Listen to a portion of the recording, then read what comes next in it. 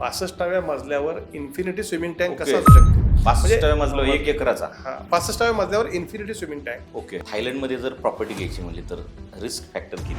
खरं तर रिस्क काहीच नाही. साहेब, इंडियामध्ये आणि थायलंडमधील पटायामध्ये रिअल इस्टेटमध्ये नेमकं तुम्हाला काय फरक काय जाणवतो? आपल्या रेसिडेन्शियल बिल्डिंग्स या 7 स्टार 5 स्टार हॉटेल सारख्या आहेत.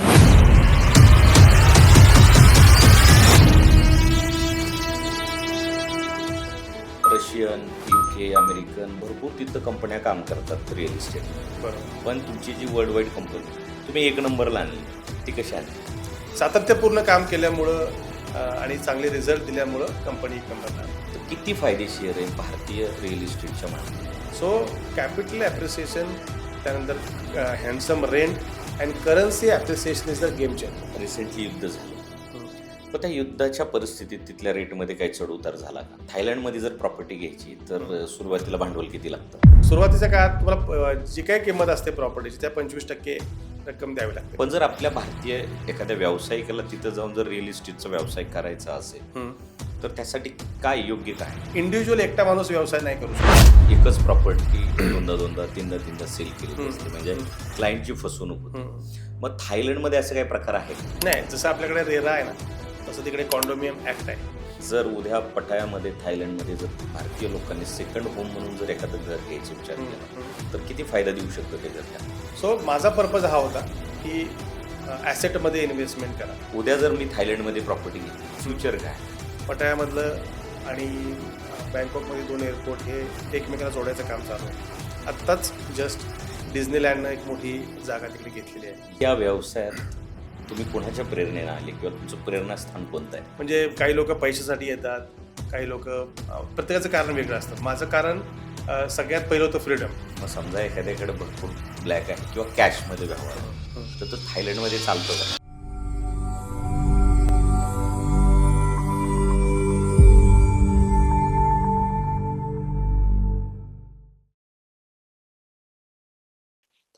जय महाराष्ट्र मंडळी, मी PK भांडवलकर.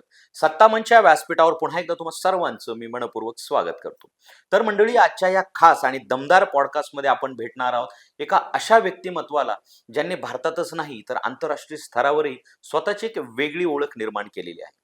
पुणे, मुंबई ते थेट पठाया थायलंडपर्यंत रिअल इस्टेटच्या विश्वात एक यशस्वी वाटचाल करणारे, व्हिजन, नेटवर्किंग आणि ग्लोबल बिझनेस माइंडसेट यांचा जबरदस्त संगम असलेले, सॅटर्डे क्लबचे सेक्रेटरी जनरल म्हणून हजारो उद्योजकांना जोडणारे, बिझनेस नेटवर्किंगला एका वेगळ्या उंचीवर घेऊन जाणारे आणि भारतातील गुंतवणूकदारांना इंटरनॅशनल रिअल इस्टेटच्या नव्या संधी दाखवणारे माननीय सुहास फडणीस सरांना आज आपण भेटणार आहोत आणि त्यांच्याकडून जाणून घेणार आहोत पटाया आणि थायलंडमधील रिअल इस्टेट मार्केट किती मोठं आहे, भारतीय गुंतवणूकदारांसाठी तिथं कोणत्या संधी आहेत, परदेशात प्रॉपर्टी घेण्यामागचा स्मार्ट बिझनेस गेम काय आहे आणि नेटवर्किंगमुळे बिझनेस एम्पायर कसं उभं राहतं.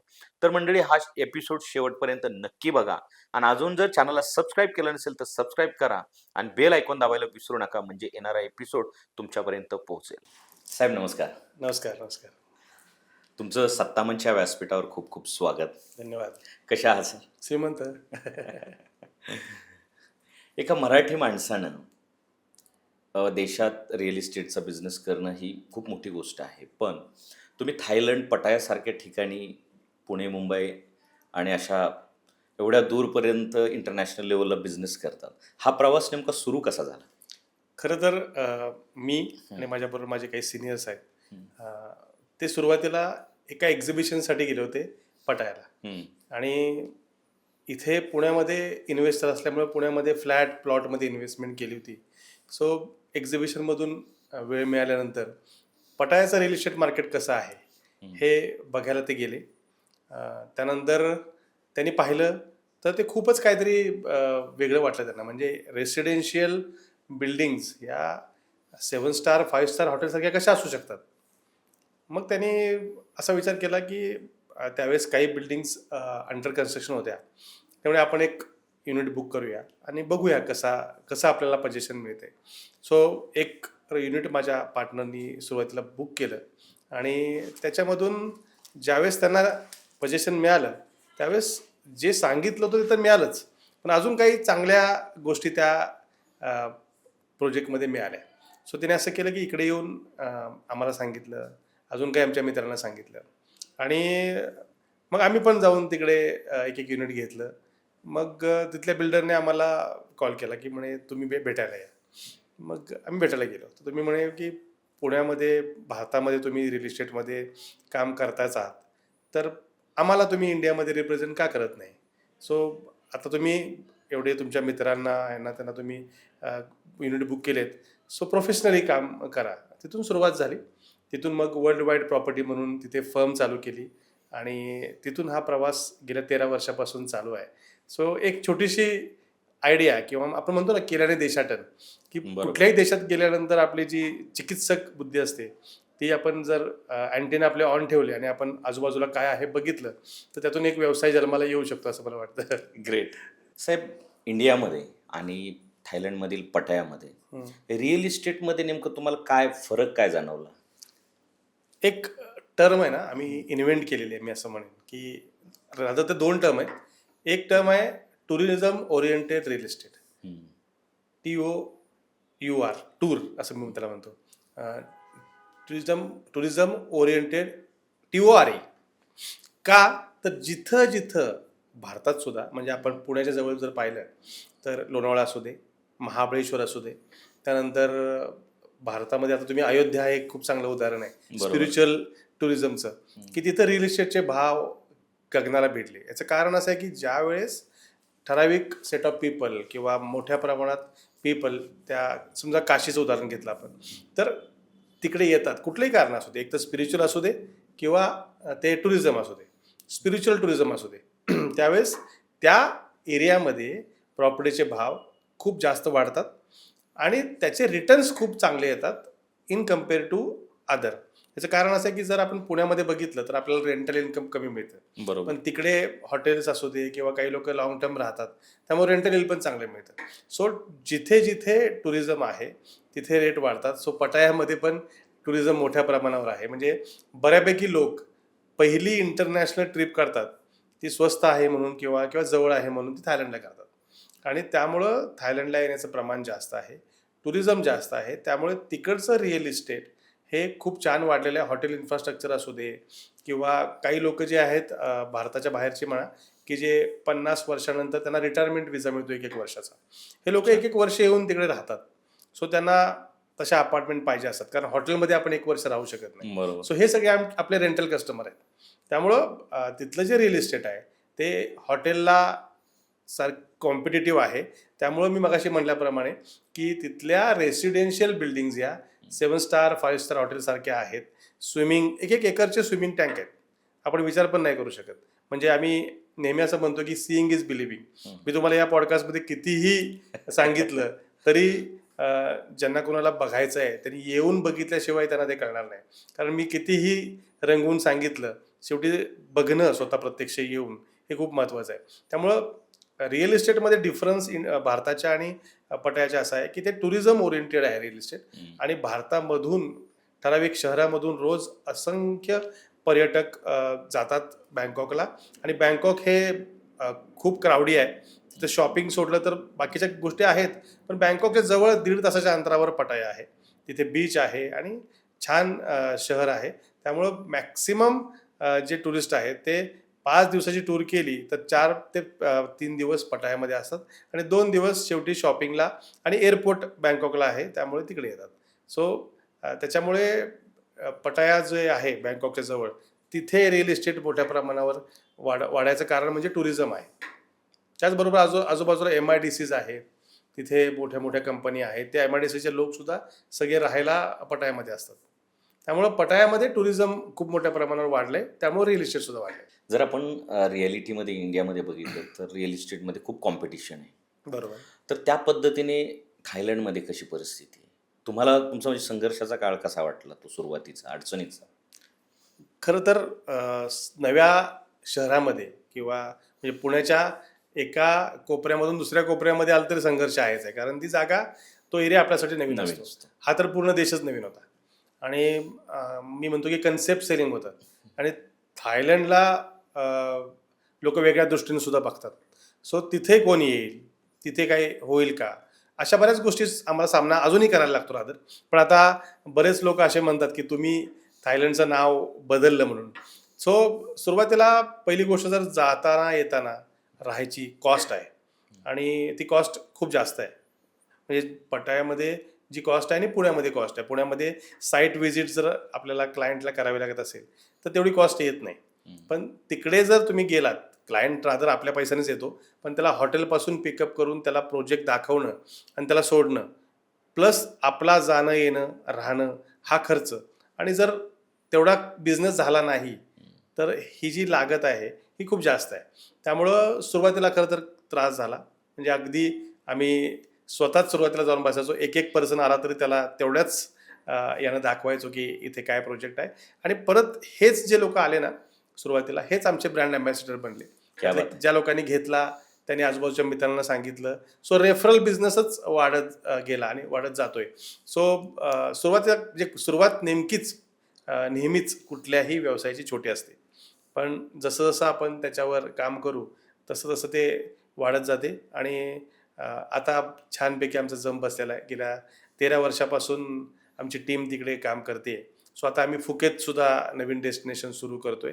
आणि पटायामध्ये वी आर नंबर 1 एजन्सी. क्या बात आहे. रशियन एजन्सीला आम्ही मागे सोडून वी आर नंबर 1 एजन्सी. वा. मला आता सगळ्यात महत्त्वाचा प्रश्न विचारायचा आहे की या व्यवसायात तुम्ही कोणाच्या प्रेरणेने आले किंवा तुमचं प्रेरणास्थान कोणतं आहे? हा, खरं तर खूप छान प्रश्न आहे.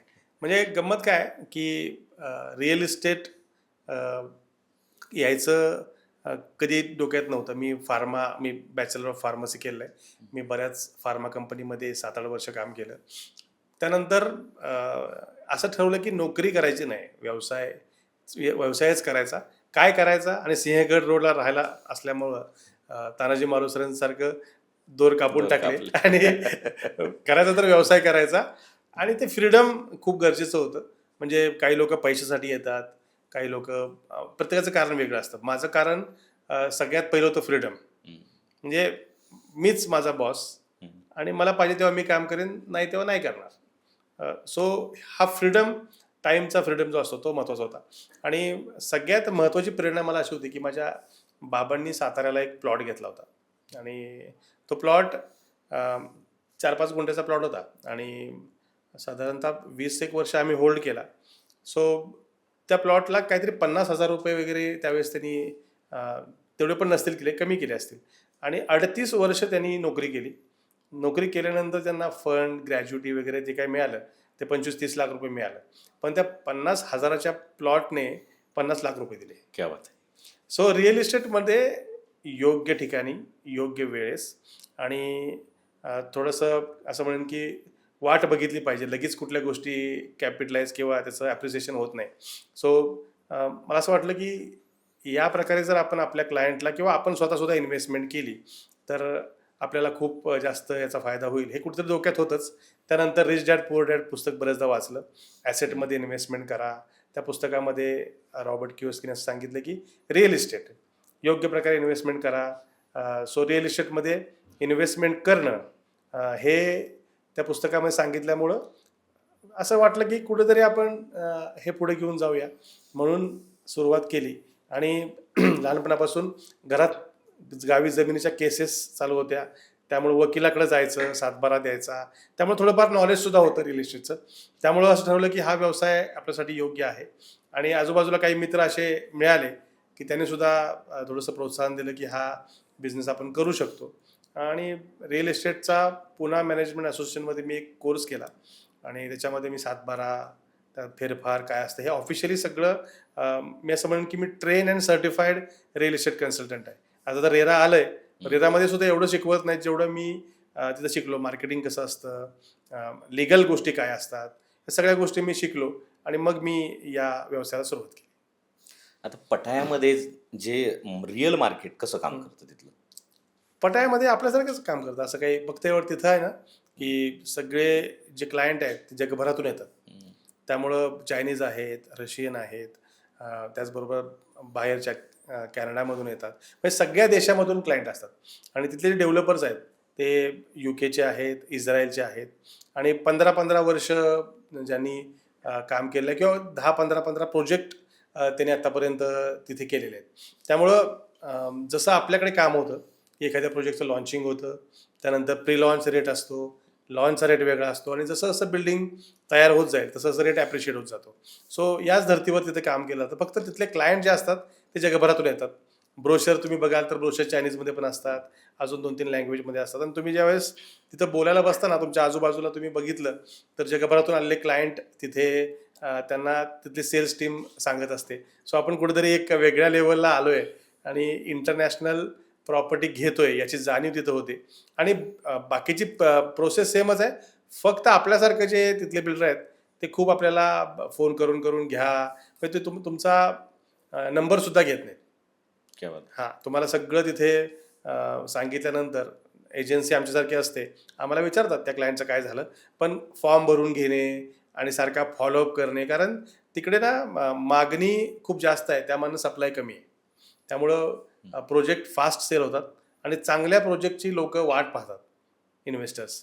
त्यामुळं आपण असं म्हणू शकतो की तिकडचं मार्केट तसं बायर्स मार्केट आहे, की लोकं वाट बघत बसतात तिकडे. साहेब, आत्ताच तुम्ही म्हणालात की रशियन, UK, अमेरिकन भरपूर तिथं कंपन्या काम करतात रिअल इस्टेटमध्ये. बरोबर. पण तुमची जी वर्ल्ड वाईड कंपनी तुम्ही एक नंबरला आणली, ती कशी आणली?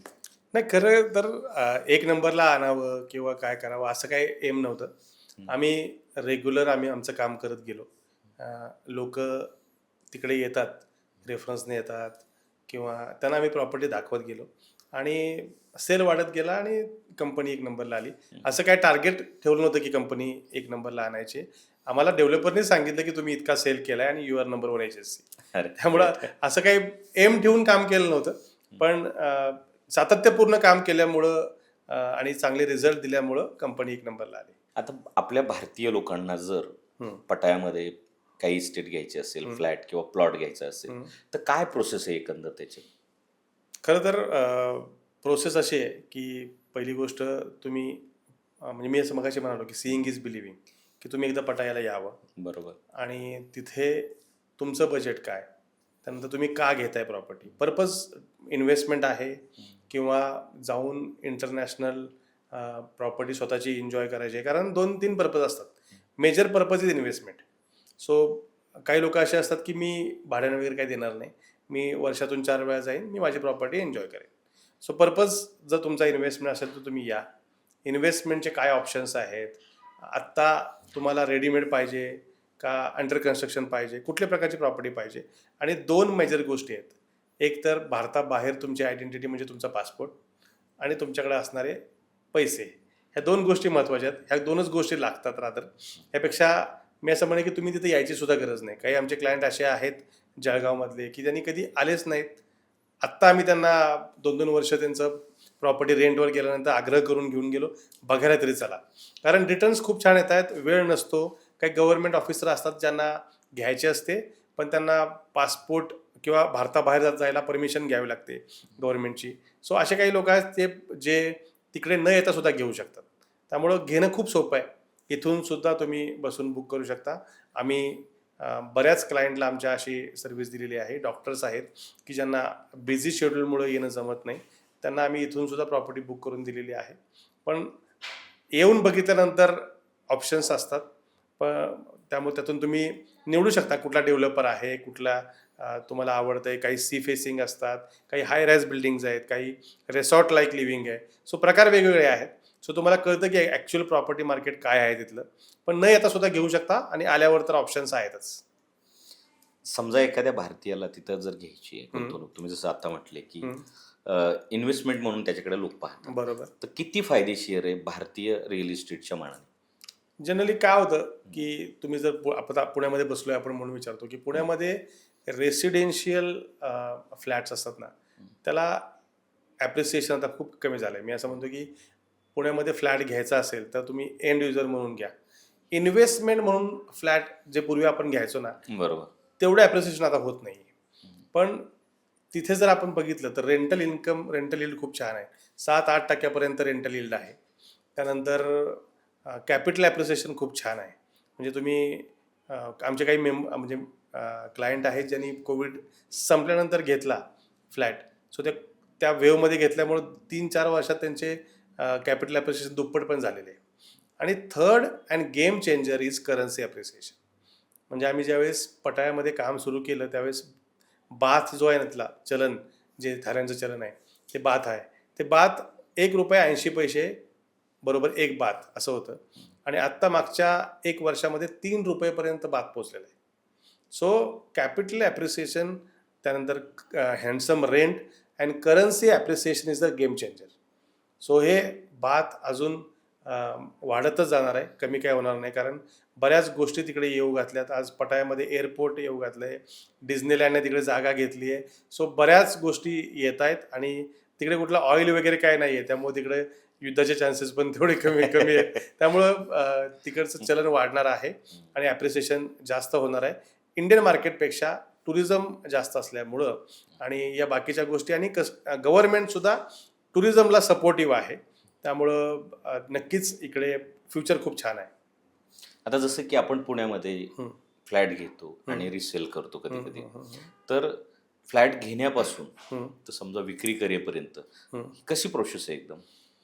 म्हणजे फ्लॅट घेण्याचं काय असतं, तिथे आपण बिल्डरकडे जातो, जसं इकडे पण जातो आपण, तिथल्या सेल्स टीमला भेटतो. सेल्स टीम आपल्याला सगळा प्रोजेक्ट समजावून सांगते. त्यानंतर आपल्या बजेटनुसार आपल्याला कुठलं युनिट आवडतंय ते आपण बघतो. त्यानंतर आपला पासपोर्ट देतो आणि त्यांची जी काही बुकिंग अमाऊंट आहे ते आपण देतो आणि त्यांचं शेड्यूल ठरलेलं असतं की जर कुठल्या स्टेजला बांधकाम आहे त्या बांधकामाच्या नुसार शेड्यूल ठरलेलं असतं.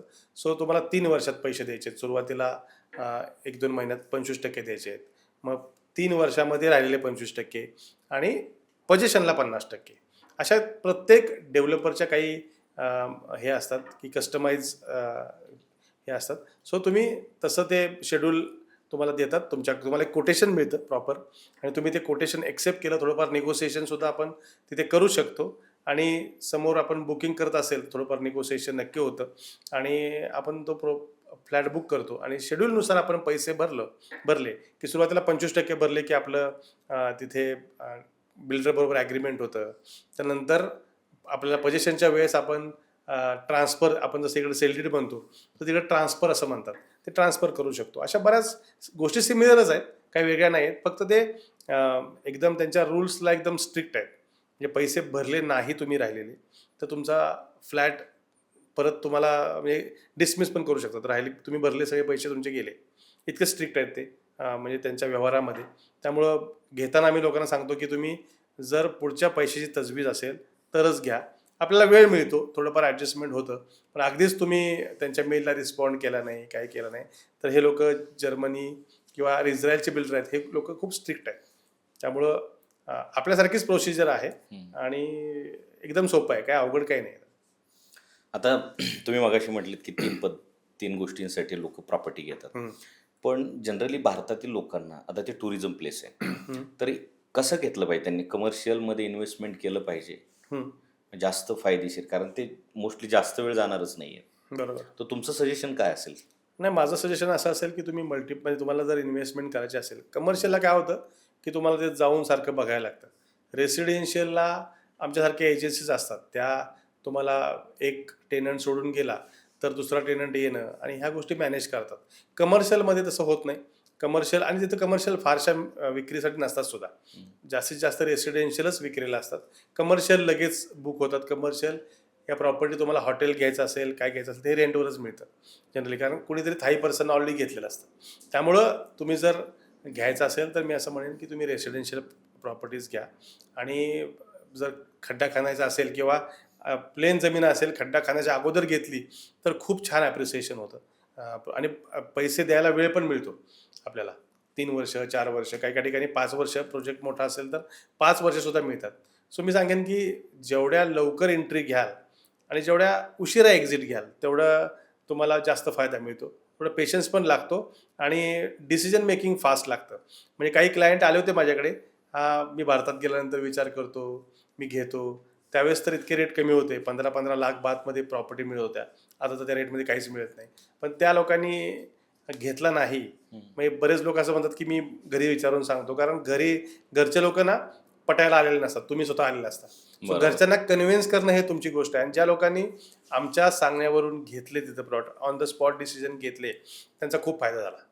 म्हणजे नेक्स्ट टाइम जेव्हा ते 5-6 महिने वर्षाने येतात तेव्हा त्यांना कळतं की मी इतक्या घेतली होती आणि माझे 5 लाख बात वाढले, म्हणजे जवळजवळ 15 लाख रुपये किंमत वाढली. वा. सो अशा ॲप्रिसिएशन होतं त्यावेळेस आनंद नक्की होतो आणि आपण केलेल्या इंटरनॅशनल गुंतवणुकीचा एक वेगळाच आनंद असतो. आता रिसेंटली युद्ध झालं, हं. पण त्या युद्धाच्या परिस्थितीत तिथल्या रेटमध्ये काही चढ उतार झाला का? नाही, हे युद्ध झालं हे इकडे आखातात झालं आणि हा नेमका भारताच्या दुसऱ्या टोकाला आहे. त्यामुळं तसे काही युद्धाचे परिणाम इकडे झालेले नाहीत. उलट परिणाम पॉझिटिव्ह असा झाला की जो म्हणजे इन्व्हेस्टर दुबईमध्ये जास्तीत जास्त इन्व्हेस्ट करत होता त्याने एक दुसरा ऑप्शन पटाया मिळाला आहे आणि तो आता पटायाकडे एका वेगळ्या दृष्टीने पाहतोय की दुबईबरोबरच मी इकडे पण इन्व्हेस्ट करू शकतो आणि आता इन्व्हेस्टमेंट किंवा इन्व्हेस्टर येण्याचं प्रमाण खूप वाढलं आहे. दुबई बरोबरच आपण पटायामध्ये सुद्धा एक वेगळं इन्व्हेस्टमेंट डेस्टिनेशन असं लोकांना वाटायला लागले. त्यामुळे पॉझिटिव्ह परिणाम झाला आहे खूप. पठायामध्ये आता तुमच्या कुठल्या कुठल्या साईट चालू आहेत? खरं तर आम्ही तिथल्या मॅक्सिमम जे 6-7 मोठे डेव्हलपर आहेत की जे इंटरनॅशनल अवॉर्ड विजेते आहेत, ज्यांच्या 5-5, 600 प्रोजेक्ट, काही लोकांचे 10-10 प्रोजेक्ट झालेत, अशाच लोकांच्या बरोबर काम करतो. तिथे ग्लोबल टॉप म्हणून एक आहे, एम्बसी म्हणून एक आहे, असे बरेच डेव्हलपर आहेत. एक रिवेरा म्हणून आहे. हे यांचे प्रोजेक्ट एकाचा संपला की दुसऱ्याचा जेव्हा लॉन्च होतो, कंटिन्युअस प्रोजेक्ट चालू असतात. असे 7-8 मोठे मोठे दुसित म्हणून एक आहे, यांच्याबरोबर आम्ही काम करतो. भारतामध्ये कसं असतं की एक घर झालं, थोडे पैसे आले की सेकंड होमचा विचार केला जातो. हम्म, हम्म. जर उद्या पठायामध्ये, थायलंडमध्ये जर भारतीय लोकांनी सेकंड होम म्हणून जर एखादं घर घ्यायचा विचार केला, हम्म. तर किती फायदा देऊ शकतं ते घर त्यांना? म्हणजे तुम्हाला गंमत सांगू का की मी रिच डॅड पुअर डॅड मगाशी म्हणलं मी फॉलो करतो. एक वेगळा कन्सेप्ट आम्ही का घेतलं घर सुरुवातीला, आम्ही असा विचार केला की पटायामध्ये जे माझ्या फ्लॅटला रेंट येईल त्याच्यावर माझं पुण्यातलं घर चाललं पाहिजे. मला माझ्या व्यवसायातनं कुठला वेगळा पैसा काढलाच नको. सो माझा पर्पज हा होता की ॲसेटमध्ये इन्व्हेस्टमेंट करा आणि सेकंड होम म्हणून तुम्ही आज कोकणामध्ये जाता, तेही चांगलंच आहे, पण पटाया हे कोकणासारखंच आहे. सेम समुद्र, सेम वातावरण आणि पुण्यातून डायरेक्ट फ्लाईट आहे. सो कोकणात जायला तुमच्या गाडीने 7-8 तास लागतात. तुम्ही पटायाच्या इथून पुणे एअरपोर्टला आलात तर डायरेक्ट फ्लाईट आहे तुम्हाला. तुम्ही सकाळी फ्लाईटमध्ये बसला की दुपारपर्यंत तुम्ही पटायाला पोचलेले असता. सो आणि आता भारतीयांसाठी व्हिसा फ्री आहे. कुठेही व्हिसाचे पैसे द्यायचे नाही आहेत, काही द्यायचं नाही. सो तुम्ही डायरेक्टली पटायामध्ये सेकंड होम घेऊ शकता. बरेच भारतीय आमचे क्लायंटसुद्धा असे आहेत की ज्यांनी रिटायरमेंट ऑप्शन म्हणून 6 महिने इकडे, नागपूरचे सुद्धा काही क्लायंट आहेत की 6 महिने इकडे 6 महिने तिकडे विथ फॅमिली लोक राहतात आणि एन्जॉय करतात. त्यामुळे सेकंड होम म्हणून हे डेस्टिनेशन खरंच योग्य आहे, काही प्रॉब्लेम नाही. एक इंटरनॅशनल सेकंड होम आपण म्हणू शकतो त्याला. ग्रेट. आता ही सगळी प्रोसेस ज्यावेळेस फ्लॅट किंवा प्लॉट घ्यायची जर असेल तर कायदेशीर काय प्रक्रिया आहे त्याच्यामध्ये? खरं तर तिथे ना 2 प्रकारच्या म्हणजे आपण फ्लॅट घेऊ शकतो. एक असतं 2 प्रकारचा कोटा आहे. एक आहे थाई कोटा आणि एक आहे फॉरेन कोटा. सो आपण ॲज अ फॉरेनर आपण फॉरेन कोटामध्ये घेऊ शकतो आणि कुठल्याही प्रोजेक्टमध्ये तुम्हाला समजा एखाद्या प्रोजेक्टमध्ये 100 फ्लॅट असतील तर 51% हा थाई कोटा असतो आणि 49% हा फॉरेन कोटा असतो. थाई कोटा हा 51 वरून वाढू शकतो, पण फॉरेन कोटा 49च्या पुढे जाऊ शकत नाही. त्यामुळं आपल्याला 2 प्रकारचे ऑप्शन्स आहेत. एक तर आपण फॉरेन कोटाच्या अंडर घेऊ शकतो, म्हणजे आपल्या बँकेतून आपण रितसर पैसे तिथल्या डेव्हलपरला ट्रान्सफर करून, म्हणजे जेवढे रिझर्व्ह बँकेने आपल्याला दरवर्षी सांगितलं आहे की तुम्ही एवढे पैसे ट्रान्सफर करू शकता, म्हणजे कुठलीही परवानगी न घेता, बाकीचे पैसे परवानगी घेऊन ट्रान्सफर करायला लागतात. सो तेवढे पैसे ट्रान्सफर करून आपण प्रॉपर्टी घेऊ शकतो भारताच्या बाहेर कुठेही, आणि त्याला फॉरेन कोटा असं म्हणतात. आणि दुसरा कोटा आहे की थाई कोटा, की तिथं सुद्धा आपण इन्व्हेस्ट करू शकतो, पण त्यासाठी आपल्याला थाई कंपनी तिकडे फॉर्म करायला लागते आणि त्या कंपनीच्या नावावर आपण फ्लॅट घेऊ शकतो. आणि थाई कोटा आणि फॉरेन कोटामध्ये थोडा रेट डिफरन्स असतो, थोडा असं म्हणेन की मी त्याला आपण समजा फॉरेन कोटाला 3 वर्ष असतील तर यांना 3.5 वर्ष. सो थाई पीपल घेतात म्हणून त्यांना थोडंसं कन्सेशन दिलेलं असतं. सो आम्ही असं सजेस्ट करतो की तुम्हाला इन्व्हेस्टमेंट म्हणून घ्यायचं आहे तर तुम्ही फॉरेन कोटा घ्या मॅक्सिमम, पण अवेलेबल नसेल तर थाई कोटा पण घेऊ शकतो आपण, कारण ती कंपनी फॉर्म करतो आपण. विकताना फक्त तुम्हाला त्याच्यामध्ये एक गोष्ट चांगली असते की तुम्ही ॲज अ डायरेक्टर त्या कंपनीतनं रेजिग्नेशन द्यायचं, नवीन डायरेक्टर ॲड व्हायचे. म्हणजे त्याला परत सेल डीड करायची गरज पडत नाही. पण त्याच्यामध्ये असं असतं की ते तुम्ही फॉर कंपनीच विकावी लागते, त्याला थोडासा वेळ लागतो. पण दोन्ही गोष्टी चांगल्या आहेत. सो फॉरेन कोटा पण घेऊ शकतो, थाई कोटा पण घेऊ शकतो आणि चांगली अपॉर्च्युनिटी आहे की तुम्ही थायलंडमध्ये जाऊन एक कंपनी उघडू शकता आणि तुमचा व्यवसाय पण बाकीचं काय असेल तर तुम्ही करू शकता तिथे. त्या पण अपॉर्च्युनिटी तिकडे आहेत. थायलंडमध्ये जर प्रॉपर्टी घ्यायची तर सुरुवातीला भांडवल किती लागतं? सुरुवातीला आता कसं झालं आहे, साधारणतः 70-80 लाखापर्यंत आपल्याला तिथे प्रॉपर्टी मिळते आणि इथं भारतामधून प्रॉपर्टी घ्यायला काही लोन वगैरे मिळत नाही.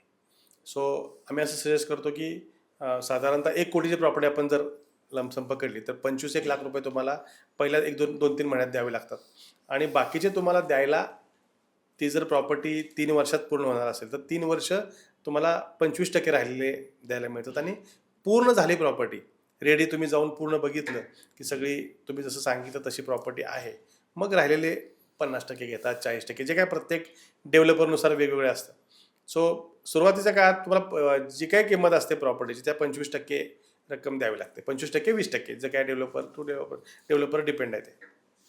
थायलंडमध्ये जर प्रॉपर्टी घ्यायची म्हणली तर रिस्क फॅक्टर किती आहे?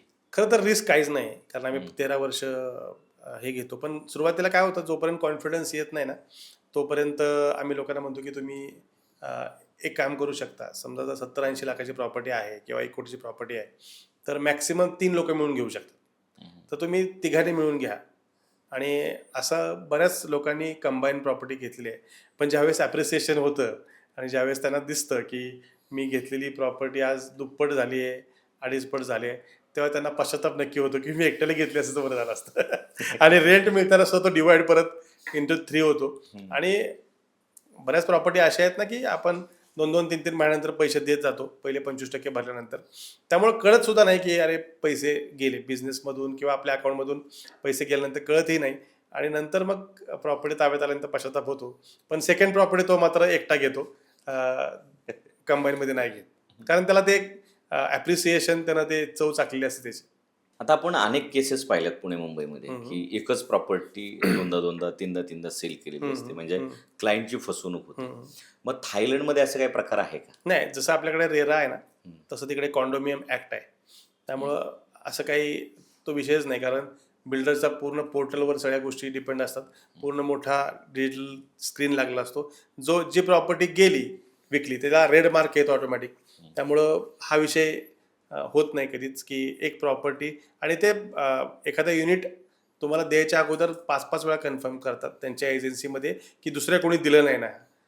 पण ते तसं काही एक प्रॉपर्टी इतके जण, आणि इंटरनॅशनल क्लायंट असल्यामुळं ते खूप प्रिकॉशन घेतात. म्हणजे एक गोष्ट तुम्हाला सांगतो की एखादा एखादा फ्लॅट ज्यावेळेस तुम्हाला इन्स्पेक्शनला तुम्ही येता आणि ते मोजून बघतात, तिथली एजन्सी येऊन मोजून बघते आणि समजा तो 500 स्क्वेअर फूटचा असेल आणि तो 495 भरला, तर बिल्डरला सांगतात की 5 स्क्वेअर फूटचे पैसे माघारी द्या. आणि 505 भरला तर आपल्याला सांगतात की 5 स्क्वेअर फूटचे पैसे तुम्ही बिल्डरला द्या. इतकं ट्रान्सपरन्सी आहे.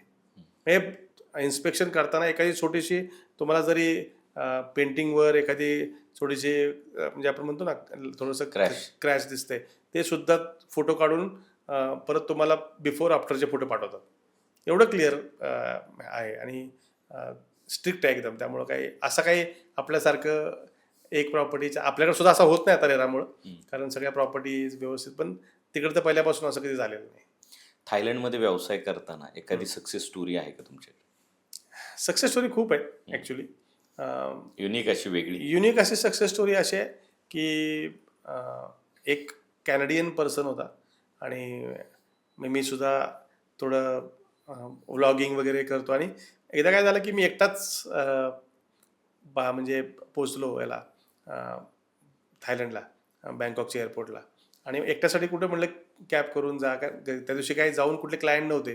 त्यामुळे मी बसनं निघालो, छोटीशी बस होती, बसनं निघालो आणि मी व्लॉगिंग करत होतो आणि कॅनेडियन एक कपल होतं, ते माझ्या मागं बसलं होतं. त्यांनी ॲक्च्युली कोविडमध्ये एक ऑनलाईन प्रॉपर्टी पाहिली होती आणि मला बोलता बोलता ते पण थोडंसं खेळकर होतं, माझ्याशी बोलायला लागले आणि मग आमची मैत्री झाली, कॉफी प्यायला भेटू. ते मी त्यांना सांगितलं की मी इथं प्रॉपर्टीचं काम करतो. तर ते मला म्हणाले की आपण भेटूया. आम्ही सुद्धा प्रॉपर्टीसाठीच बघायला आलो आहे. आम्ही एक ऑनलाईन युनिट बघितलेलं आहे, ते चेक करतो. म्हणजे तुम्हाला आवडलं तर ते करा, काही प्रॉब्लेम नाही. नाही आवडलं तर माझ्याकडे ऑप्शन्स आहेत. तर त्यांना ते आवडलं नाही, कारण काय होतं की कोविडच्या मध्ये खूप काळ निघून गेला होता. आणि कसं म्हणतो आपण की जुन्या काळातल्या बिल्डिंग आणि नवीन काळातल्या बिल्डिंग खूप आधुनिक असतात. बरोबर. सो त्यांना मी म्हटलं की तुम्ही बुक करायच्या अगोदर मात्र नवीन प्रोजेक्ट बघून घ्या. आणि त्यांनी माझ्याबरोबर ते आले नेक्स्ट डेला. मी त्यांना त्यांच्या हॉटेलवरून पिकअप केलं आणि प्रोजेक्ट दाखवले. आणि त्यांनी तो फ्लॅट न घेता माझ्याकडे नवीन युनिट बुक केलं. सो जाताना येताना डोळ्यांनी कान उघडे ठेवून आणि एक्स्ट्रोवर्ट जर आपण असेल, लोकांशी बोलायची सवय असेल, तर तुम्हाला क्लायंट कुठेही कधीही मिळू शकतो. ही एक सक्सेस स्टोरी आहे माझी. ग्रेट. म्हणजे कॅनेडियन पर्सनला फ्लॅट विकला. त्याचबरोबर मध्ये एक प्रोजेक्ट आहे. म्हणजे कसं जागतिक मार्केट कसं जवळ आलंय, म्हणजे ज्या डेव्हलपर जो आहे तो आहे इस्रायली. त्याच्याकडे काम करणारा जो पर्सन आहे तो आहे साऊथ आफ्रिकेचा. त्याच्याबरोबर त्याचे सबऑर्डिनेट आहेत थाई. विकणारी एजन्सी पुण्याची आणि घेणारा पर्सन गडिंग्लजचा. ग्रेट. सो जग कसं जवळ आलंय बघा की तुम्ही त्या लेवलला आणि तेवढं तुमचं जर माइंड ओपन असेल तर तुम्ही मिरॅकल करू शकता. आता हे आपण चर्चा केली की कोणाला प्रॉपर्टी घेण्याच्या संदर्भात, पण जर आपल्या भारतीय एखाद्या व्यावसायिकाला तिथं जाऊन जर रिअल इस्टेटचा व्यवसाय करायचा असेल तर त्यासाठी काय योग्य, काय गोष्टी मी खरं सांगू का तुम्हाला की मी सुद्धा एक कन्सल्टंटच आहे. ज्यांना पटायामध्ये व्यवसाय करायचा आहे, प्रत्यक्ष जाऊन तिथं व्यवसाय करणं खूप सोपं नाही आहे. त्याचं कारण असं की तुम्हाला खूप वर्ष तिथं थांबावं लागतं. आता आमचा ग्रुप असल्यामुळं कोणी ना कोणी आमच्या ग्रुपमध्ये तिथं असतं आणि त्यामुळं कधीही क्लायंट गेला तरी त्यांना आम्ही केटर करू शकतो. पण इंडिव्हिज्युअल एकटा माणूस व्यवसाय नाही करू शकत, त्याला ग्रुपबरोबरच काम करायला लागतं. सो मी असं म्हणेन की तुम्ही जर इंडियामध्ये काम करताय आणि तुम्हाला जर थायलंडमध्ये काम करायचं तर आमच्याबरोबर या, आमच्याबरोबर ॲज अ पार्टनर म्हणून जॉईन करा. तुम्ही एकदा या, तुम्ही बघा तिथं प्रॉपर्टी कशी आहे आणि तुम्ही दुसऱ्या वेळेस फक्त तुमच्या क्लायंटला जरी पाठवलं ना तरीसुद्धा आम्ही त्यांना तिथल्या प्रॉपर्टी दाखवू आणि जे काही कमर्शियल आहे ते तुमच्या अकाउंटला तिथल्या डील झाल्यानंतर आम्ही सेंड करू. याचं कारणच एवढंच आहे की एकटा आपण कुठेही नाही काम करू शकत, पैसे खूप जातील, पण एकत्र येऊन आपण खूप चांगलं काम करू शकतो. सो असे बरेच लोक आमच्याबरोबर आता काम करत आहेत, मुंबईचे, पुण्याचे, आणि त्यांना त्यांच्या पोर्टफोलिओमध्ये इंटरनॅशनल प्रॉपर्टी, पटाया, फुकेत अशा गोष्टी ॲड झाल्यात. आणि त्यांनी आम्हाला असं सांगितलं की आम्ही जेव्हा लोकांना सांगतो की आम्ही फुकेत किंवा पटाया करतो, थायलंडला प्रॉपर्टी करतो, सो बऱ्याच लोक आमच्याकडे येतात. कधी कधी ते लोक पटायला येत पण नाही आहेत, पण आमच्याशी आम्ही काहीतरी वेगळं करतो म्हणून आमच्याबरोबर जॉईन होतात, भेटतात आणि कुठेतरी पुण्यामध्ये आमच्याकडे एक फ्लॅट घेतात, काय घेतात. कारण बाकीच्या ब्रोकरपेक्षा मी काहीतरी वेगळं करतो, मी काहीतरी वेगळं आहे, मला इंटरनॅशनल प्रॉपर्टीचं ज्ञान आहे, असं ज्यावेळेस त्यांच्या पोर्टफोलिओमध्ये ॲड होतं त्यावेळेस त्यांना त्याचा खूप फायदा होतो. साहेब, तुम्ही मगाचपासून म्हणताय की थायलंड लय भारी, तिथली प्रॉपर्टी लय भारी, हॉटेल भारी, असं काय आहे त्यात विशेष म्हणजे जे भारतात नाहीये? खरं तर मी मगाशी म्हणलो ना, सीइंग इज बिलिव्हिंग, की हीच क्युरिओसिटी खूप महत्वाची आहे. म्हणजे आपण मुंबईला ना मरीन ड्राईव्ह तुम्ही बघितलं, नेकलेस पॉईंट, हो. तिथं आपण फ्लॅट घेऊ शकतो का? म्हणजे आजूबाजूची सध्या तरी नाही. आजूबाजूची 2 गावं विकावी लागतील तेव्हा तिथे फ्लॅट येईल. पण सेम समुद्राच्या किनारी नेकलेस पॉईंट सारखा आमचा जॉम्प्टीन बीच आहे, तिथं तुम्ही काय, आमच्या भरपूर क्लायंटने तिथं फ्लॅट घेतलेले आहेत. आणि तिथं गेल्यानंतर ना, तिथं फ्लॅट घेतल्यानंतर ना आयुष्यात काहीतरी केल्याचं समाधान मिळतं. माझा इथं फ्लॅट आहे आणि जे काही दिसतं ना ते लोकेशन असू दे, त्यानंतर इन्व्हेस्टमेंटचं जे काही अप्रिसिएशन होतं ते होतं.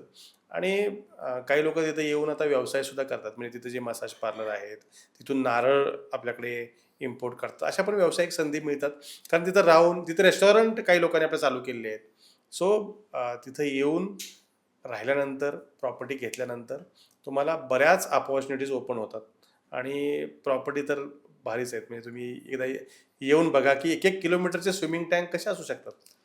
65व्या मजल्यावर इन्फिनिटी स्विमिंग टँक ओके. कसा असू शकतो? 65 मजला 1 एकराचा. हा, 65व्या मजल्यावर इन्फिनिटी स्विमिंग टँक ओके. असा जो बाहेर आलेला असतो हो हो तो, आणि काचतला. काचेतला, आणि रिसॉर्ट लाईक लिव्हिंग असतं त्याच्यामध्ये मध्ये 1-1 एकरचे स्विमिंग टँक असतात, आणि तिथे धूळ हा प्रकार नसल्यामुळं 10-10 वर्षाच्या प्रॉपर्टी तुम्हाला आत्ता वाटतं की आत्ताच आपण कन्स्ट्रक्ट केली का काय, इतका. आणि मेंटेनन्स खूप छान आहे सगळ्या म्हणजे महिलांना कामच नाही ठेवलेलं.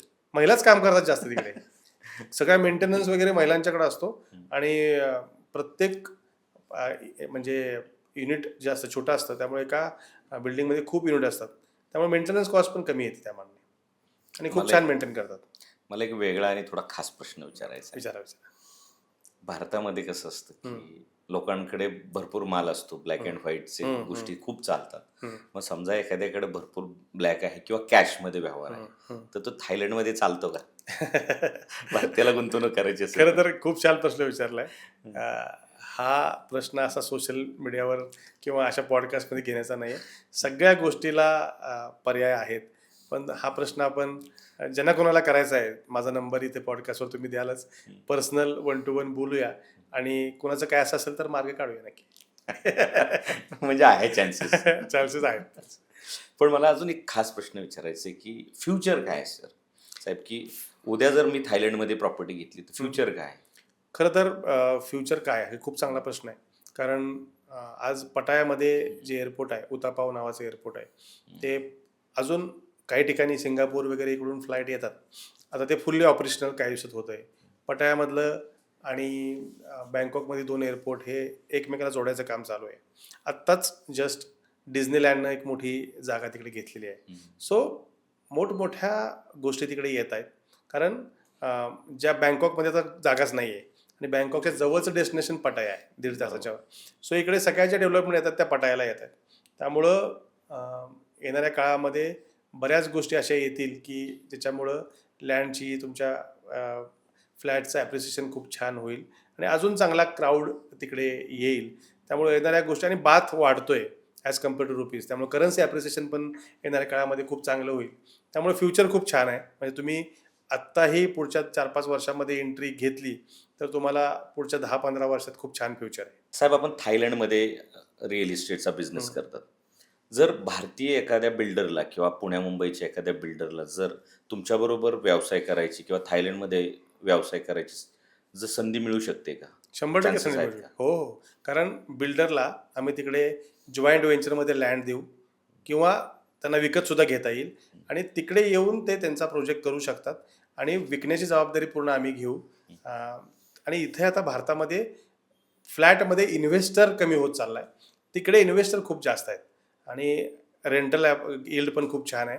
त्यामुळे इथले काही बिल्डर आहेत ज्यांना आम्ही आता तिकडे लँड घेतलेली पण आहे, आणि त्याच्यावर प्रोजेक्ट चालू आहेत.